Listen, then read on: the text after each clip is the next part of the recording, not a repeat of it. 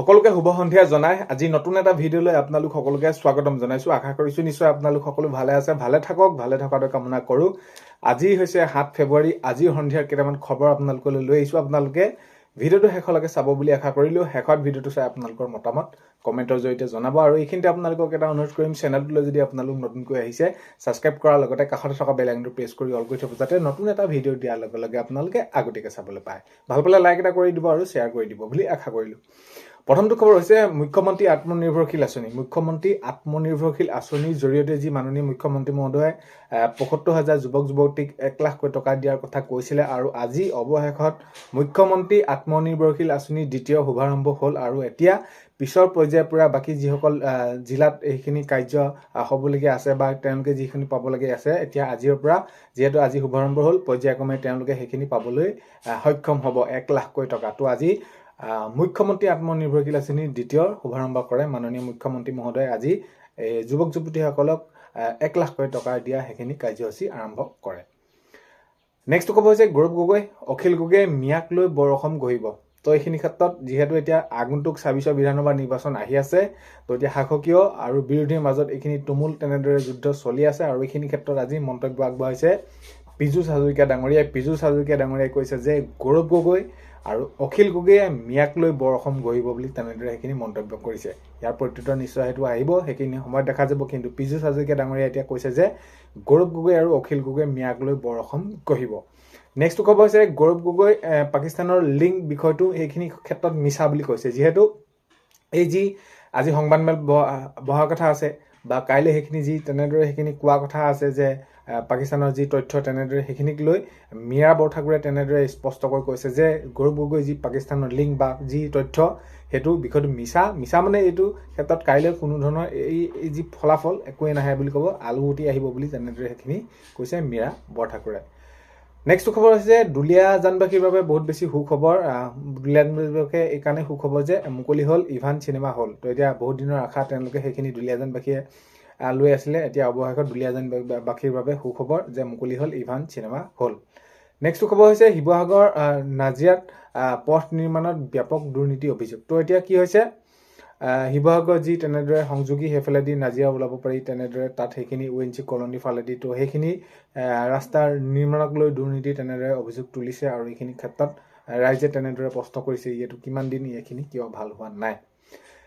Next খবৰ হৈছে শ্ৰীমন্ত শংকৰদেৱ সংঘৰ ৯৫ সংখ্যক অধিৱেশনৰ আজি দ্বিতীয়টো দিন। আৰু এতিয়া দ্বিতীয় বৈকুণ্ঠপুৰীলৈ পৰিণত জামুগুৰিহাটৰ ঢলাই বিলৰ জ্যোতি বিষ্ণু সমন্বয়ৰ ক্ষেত্ৰ। তো এতিয়া হয় ভকতমান বৈষ্ণৱ বৃন্দই গোটেই সমাগম কৰিছে। আৰু শ্ৰীমন্ত শংকৰদেৱ সংঘৰ ৯৫ সংখ্যক অধিৱেশনৰ আজি যিহেতু দ্বিতীয় দিন, আৰু এতিয়া দ্বিতীয় বৈকুণ্ঠপুৰীলৈ পৰিণত হৈছে জামুগুৰিহাটৰ ঢলাই বিলৰ জ্যোতি বিষ্ণু সমন্বয় ক্ষেত্ৰ। তো আজি গোটেই তাত ভকত বৈষ্ণৱ তেনেদৰে সমাহাৰ হৈছে, বৈকুণ্ঠপুৰীলৈ পৰিণত হৈছে।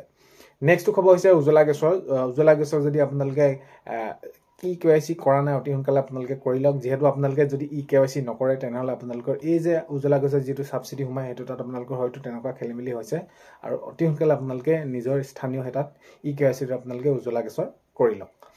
নেক্সট খবৰ হৈছে কৃষকৰ টকা সোনকালে পাব ২২ নম্বৰ ইনষ্টলমেণ্ট। এইখিনি ক্ষেত্ৰত এটা নতুন আপডেট বুলি এনেকুৱা ধৰণৰ আহি পৰিছে যে আপোনালোকে যদি কৃষক পঞ্জীয়নটো কৰা নাই অতি সোনকালে আপোনালোকে কৃষক পঞ্জীয়ন কৰি লওক, নহ'লে আপোনালোকে কৃষকৰ সা সুবিধাৰ পৰা বঞ্চিত হ'ব। এই যি ২২ নম্বৰ কিস্তি আহিবলৈ গৈ আছে, দিবলৈ গৈ আছে, আপোনালোকে তাত কিন্তু আপোনালোকৰ অকণমান অসুবিধা হ'ব যদি আপোনালোকে EKYC সেইখিনি কৰি লোৱা নাই। EKYC কৰক আৰু তাৰ সমান আপোনালোকে কৃষক পঞ্জীয়নটো কৰিবলৈ নাপাহৰিব। আপোনালোকে অতি সোনকালে কৰি লওক। আৰু কেতিয়া দিব বুলি বহুতে সুধি আছিলে, এইখিনি ফেব্ৰুৱাৰী শেষৰ ফালে নহ'লে মাৰ্চৰ প্ৰথমতে ২২ নম্বৰ কিস্তি দিয়াটো সম্ভাৱনা বহুত বেছি হৈ পৰিছে।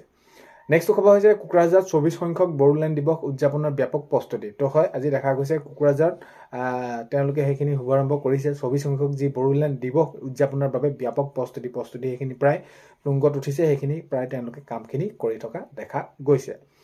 নেক্সট খবৰ হৈছে আজি তেজপুৰত কংগ্ৰেছৰ সময় পৰিৱৰ্তন যাত্ৰা। তো আজিৰ পৰা আকৌ সেইখিনি তেওঁলোকে তেজপুৰৰ পৰা আৰম্ভ কৰিছে। তো এতিয়া যিহেতু নিৰ্বাচনৰ দিনসমূহ ওচৰ চাপিছে, আৰু এতিয়া নিৰ্বাচনৰ দিন যিমানে ওচৰ চাপিছে, এতিয়া নিজৰ দলত তেনেদৰে তেওঁলোকে সাংগঠনিক ভেটি মজবুত কৰিবৰ বাবে তেওঁলোকে সেইখিনি যাত্ৰা কৰি আছে আৰু আগন্তুক সময়তো তেনেদৰে সেইখিনি কৰাৰ সিদ্ধান্ত গ্ৰহণ কৰিছে আৰু বহুত বেছি দিন যিহেতু নাই এতিয়া তো আজি তেজপুৰত কংগ্ৰেছৰ সময় পৰিৱৰ্তন যাত্ৰা তেনেদৰে কংগ্ৰেছে তাৰ পৰা আজি আকৌ আৰম্ভ কৰিছে। নেক্সট ক'ব হৈছে গুৱাহাটী মঠগুৰিয়ে শ্ৰীনগৰত চোৰৰ দুবাৰকৈ চুৰিকাণ্ড। তো এতিয়া এনেকুৱা ধৰণৰ হৈ গৈছে মহানগৰীৰ চোৰ আৰু ডকাইত হওক এনেকুৱা ধৰণৰ একেবাৰে সহজ হৈ পৰিছে। তো এতিয়া আজি দেখা গৈছে যে গুৱাহাটীৰ মঠগুৰিয়া শ্ৰীনগৰত চোৰৰ দুবাৰকৈ চুৰিকাণ্ড একো ঘৰত গৈ পিনি তেনেদৰে চুৰিকাণ্ড হোৱা দেখা গৈছে। নেক্সট ক'ব যে ঢকুৱাখানা বিলমুখ গদাগড় চুকত কংগ্ৰেছৰ বিশাল মহিলা সমাৰোহ। তো হয় ঢকুৱাখানা যি বিলমুখক গাদাৰঙৰ চুকত কংগ্ৰেছৰ বিশাল মহিলা সমাৰোহ তেনেদৰে অনুষ্ঠিত কৰা গৈছে। নেক্সট ক'ব হৈছে হৰবুক সমষ্টি বিধায়ক মনোৰঞ্জন তালুকদাৰ গৌবেগ ধনী ৰাইজৰ। তো যি হৰবুক সমষ্টি বিধায়ক মনোৰঞ্জন তালুকদাৰ গৌবেগ ধনী ৰাইজৰ। তো এতিয়া সমষ্টিত হয়তো সেইখিনি বিভিন্ন সময়ত তেওঁলোকে যিটো কাম কৰিব লাগিছিলে নকৰিলে আৰু এতিয়া ৰাইজৰ ওপৰত তেওঁলোক পৰিছে। নেক্সট ক'ব হৈছে ঢিঙত বিজেপিৰ নিৰ্বাচনী প্ৰচাৰ সভা। প্ৰায় শতাধিক বিৰোধী দলৰ নেতা কৰ্মী যোগদান বিজেপিত। তো বিজেপিত যোগদান কৰিছে, বিভিন্ন দলৰ পৰা তেনেদৰে আহিছে। তো এতিয়া ঢিঙত দেখা গৈছে নিৰ্বাচনী সেইখিনি প্ৰচাৰ সভা আৰু প্ৰায় শতাধিক বিজেপি দলৰ নেতা কৰ্মীয়ে যোগদান কৰিছে বিজেপিত। শতাধিক বিৰোধী দল আছিলে তাৰ পৰা নেতা কৰ্মীয়ে যোগদান কৰিছে বিজেপিত তেনেদৰে।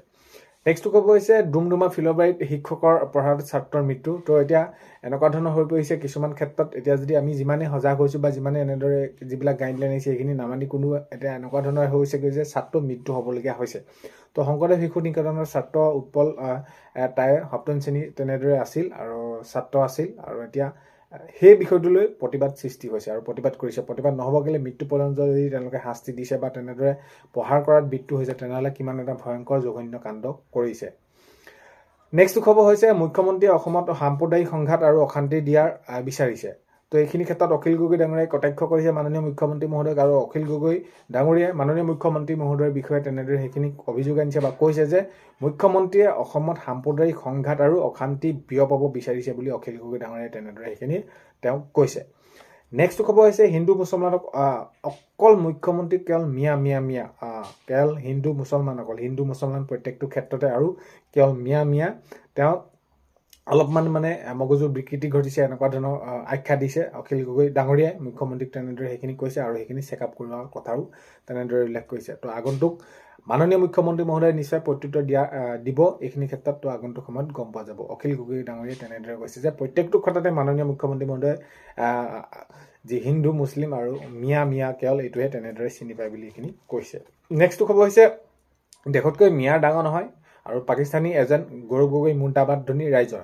তো যিহেতু আজি তেজপুৰৰ পৰা তেনেদৰে সেইখিনি আৰম্ভ কৰিছিলে বিগুৰিত, এতিয়া ৰাইজে কি কৰিছে তেনেদৰে আগবাঢ়ি ধৰি তেওঁ কৈছে যে দেশতকৈ মিয়া ডাঙৰ নহয় আৰু পাকিস্তানী এজেণ্ট গৌৰৱ গগৈ মুৰ্দাবাদ ধনী ৰাইজৰ তেনেদৰে সেইখিনি প্ৰতিবাদ তেওঁলোকে কৰিছে। নেক্সট খবৰ হৈছে ইউনিছ তামুলী আৰু মিয়াৰ বিৰুদ্ধে সৰব শিৱসাগৰ খিলঞ্জীয়া মুছলমানসকল। যিহেতু ইউনিছ তামুলীয়ে কাইলৈ তেওঁ সেইখিনি শ্ৰমিক আনি পিনি কাম কৰাৰ কথা কৈছিলে মিয়া শ্ৰমিক আনি, আৰু এতিয়া কি হৈছে শিৱসাগৰ যিসকল খিলঞ্জীয়া মুছলমান আছে তেওঁলোকে সেইখিনি তাৰ বিৰুদ্ধে সৰব হৈছে, প্ৰতিবাদ কৰিছে। সেইখিনি আহক বা কেনেকুৱা ধৰণৰ কি হয় সেইখিনি সময়ত দেখা যাব বুলি তেনেদৰে সেইখিনি কৈছে।